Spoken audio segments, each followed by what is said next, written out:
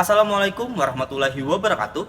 Perkenalkan saya Rahmadi dengan NIM 2310 1162 10007 dari Program Studi Pendidikan Bahasa dan Sastra Indonesia angkatan 2023 dari kelas A1.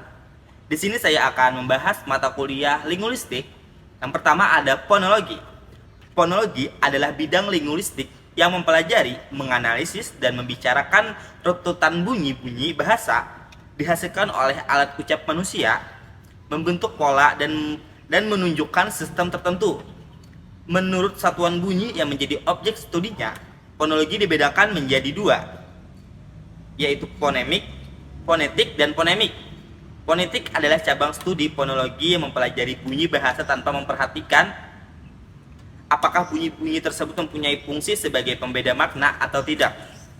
Sedangkan fonemik adalah cabang studi fonologi yang mempelajari bunyi bahasa dengan memperhatikan fungsi bunyi tersebut sebagai pembeda makna. Objek penelitian fonemik adalah fonem, yaitu bunyi bahasa yang berfungsi membedakan makna kata. Jika bunyi itu membedakan makna, maka bunyi tersebut adalah fonem. Dan jika tidak membedakan makna, maka bunyi tersebut bukanlah fonem. Selanjutnya ada morfologi. Secara singkat, morfologi ialah cabang linguistik yang di dalamnya mempelajari bentuk kata, perubahan kata, dan dampak dari perubahan kata terhadap arti dan kelas kata. Kajian morfologi berfokus pada pembentukan dan perubahan kata.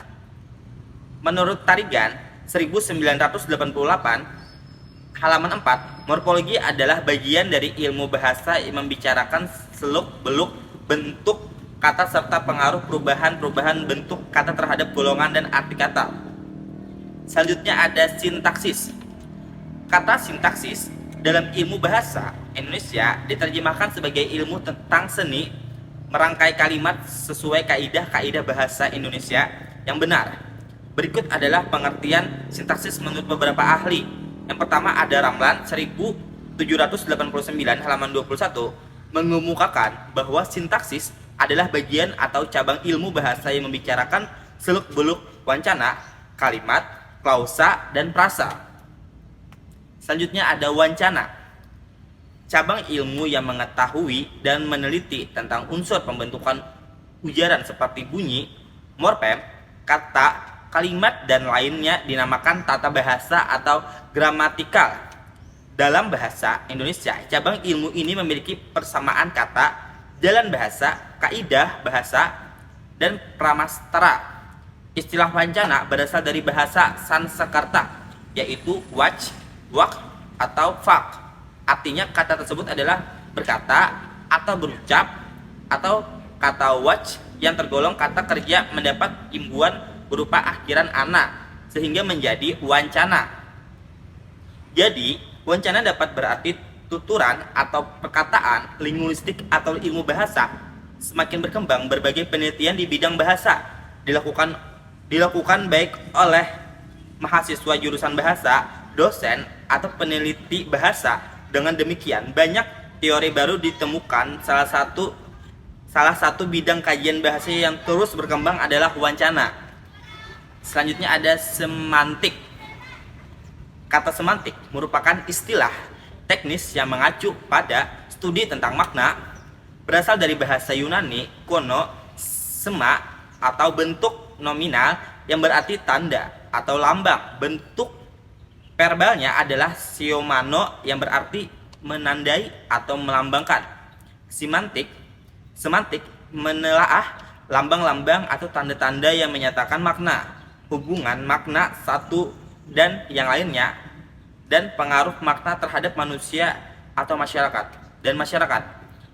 Menurut Tarigan 2009 halaman 7 menyatakan bahwa kata semantik berasal dari bahasa Yunani, yaitu dari kata semantikos. Seman mengandung makna tanda, sementara tikos mengandung makna ilmu. Sementara itu, secara etimologi berasal dari kata sema atau tik. Dengan demikian, semantik dapat diterjemahkan sebagai ilmu tentang tanda. Secara lebih luas, kata semantikos dapat diartikan penting atau berarti. Semantik menelaah lambang-lambang atau tanda-tanda yang menyatakan makna, hubungan makna yang satu dengan makna yang lain, dan pengaruhnya terhadap manusia dan masyarakat. Lebih lanjut, menurut Tarigan 2009 halaman 7 menyatakan bahwa semantik dapat dikelompokkan atas dua kelompok, yaitu yang pertama semantik deskriptif, yaitu telaah epresis terhadap bahasa-bahasa alamiah. Yang kedua ada semantik murni, yaitu telaah analisis terhadap bahasa-bahasa buatan. Berdasarkan beberapa rujukan tersebut, maka dapatlah disimpulkan bahwa semantik adalah cabang ilmu bahasa yang mengkaji tentang makna kata, frasa, dan kalimat. Selanjutnya ada pragmatik. Pragmatik adalah cabang linguistik yang mempelajari hubungan antar konteks luar bahasa dan maksud tuturan melalui penafsiran terhadap situasi penuturnya dalam linguistik. Pragmatik merupakan salah satu bagian dari semiotika. Prinsip-prinsip di dalam pragmatik meliputi sintesis antara studi, maksud, dan tuturan. Sementara aspek yang dilibatkan dalam pragmatik ialah unsur bahasa, penuturan bahasa, penafsiran bahasa. Pragmatik mengkaji makna kontekstual atau makna situasional berdasarkan latar tempat, latar waktu, partisipan, tujuan topik, dan media komunikasi.